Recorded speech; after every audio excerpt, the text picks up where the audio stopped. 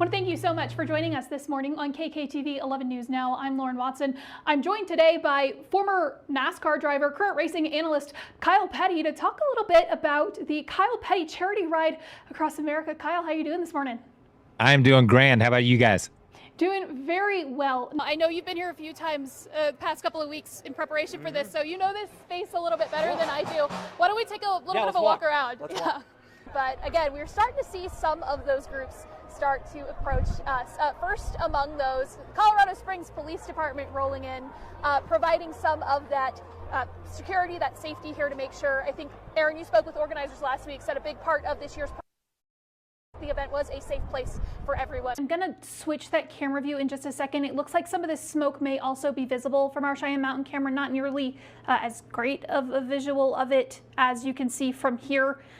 But just to show that if you are seeing some smoke, some haze south of Colorado Springs, there is a fire burning in Fremont County right now north of Penrose that fire crews are responding to. We just heard from national and local officials regarding the attack on Pearl Street in Boulder yesterday. We've just learned that the suspect, Muhammad Solomon, is facing a federal hate crime charge. Less than an hour to kick off Broncos Bills live in Buffalo. Speaking of live in Buffalo, I've got 11 Sports Director Jessica Mendoza with me. Jess, we're getting close here. Here with meteorologist Josephine Sage. Josephine, some severe weather heading into our area this afternoon. Yeah, some of it's already here for our mountains, and some of us are already seeing rain in Colorado Springs. I know we are outside of the station. Right, yeah. So take us out to what that severe risk looks like for this afternoon. Digital content manager Lauren Watson's at the 11 Alert Desk. Lauren, immigration officials say the passenger of the vehicle is now in custody.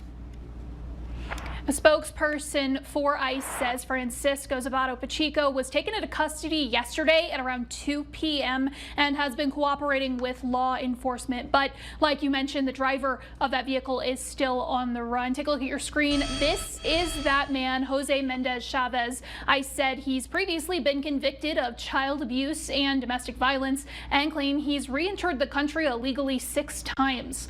This comes after law enforcement spent several hours at 2 scenes in Black Forest yesterday, one on Burgess Road near Green Tree Road, which was under a shelter-in-place order for a large portion of the day, the other at a new development near Vollmer and Poco Roads. I've reached out to ICE to see if they can clarify which of those scenes the initial attempted assault and shots fired incident occurred at. I've also asked them to clarify how that secondary scene is related to their investigation. We'll let you know once we get those answers. A lot of fans in southern Colorado could call themselves super fans, but one couple can say they hold the official 2025 Broncos Fans of the Year title from the team and the NFL. Yeah, digital content manager Lauren Watson spoke with the couple about their Mile High Madness. Right here in Pueblo, in this old firehouse, are stories that 2025 Broncos Fans of the Year Kevin and Sue Nunn have been collecting for years. It's the stories that we remember, that I remember more than a special one thing. I don't have a special one thing except for him and the dog. The Nunns are lifelong Broncos fans. They've been together for more than 20 years and say they won the firehouse at an auction, originally just to use as a lot for their company trucks. When trying to figure out what to do with the building, boxes of Broncos memorabilia from their nearby home started to make their way into the space. And then the place was still kind of empty, and then we started putting up a shelf. And we put up one shelf and we filled it with helmets, and then we put up another shelf and then filled up with footballs. Then another year later, we had to put up a couple more shelves because we had more stuff that we had to put up. They've also been keepers of the things others have given them for the space over the years.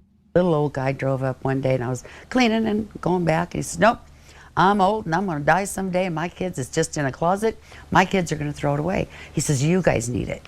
The Nunns say their selection as Fans of the Year has been an honor. We both had tears in our eyes. I mean, it was just like unbelievable. Out of millions and millions of Bronco fans, how come the Denver Broncos picked us? I mean, I still, yeah.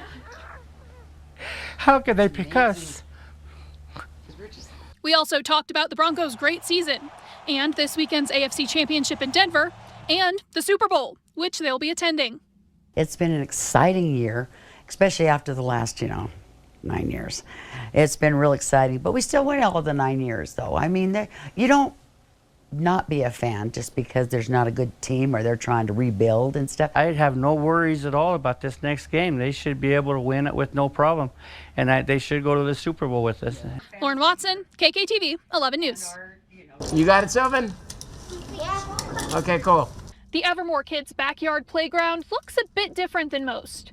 It's not just an area to play, it's a training space for big goals. So in our house, we have certain rules. Like one is that we ask the kids to climb something every day. So that's a big part of our culture in our home. And then we have one big mission each year starting when they're 5. Joe Evermore says it started as a way to develop rites of passage for his sons, working toward big goals and what they learn in the accomplishment of them. So a goal is never about like the goal, it's about how it changes you. And that's what we want for our boys as they become men. We want them to find deeper confidence, deeper strength, greater vision. You know, these deep, profound things come as we do these kind of missions. Lost a shoe, huh? Evermore says their whole family starts at Pingora in Wyoming's Cirque of the Towers when each of the boys turns 5. From there, the goals get bigger. I did the Matterhorn, Sylvan did El Cap, and Joey is going to do Lost Arrow this summer. Joe says 11-year-old Sam is the youngest American to climb the Matterhorn, and that Sam and 8-year-old Sylvan are the only ones to climb El Capitan at 8 years old. And 6-year-old Joey is just getting started. Joe says the boys train year-round to meet their goals, from training in the backyard to doing the Manitou Incline over and over to climbing some of Colorado's 14ers as practice. There are people out there calling CPS on us. There are people out there saying that like we're bad parents, but like our kids are learning, inner confidence, self-restraint. The boys' mom, Ann, says the goals give them things to work toward as a family, something she thinks others should do too. And it doesn't have to be rock climbing, it doesn't have to be hiking, whatever, but find your passion and then sort of form missions around that, things that are challenging, things that you can do as a family.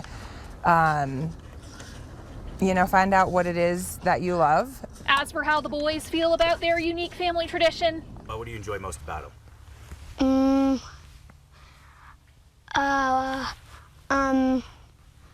When you get to the top. Oh, it just feels really good to climb it. Lauren Watson, KKTV 11 News.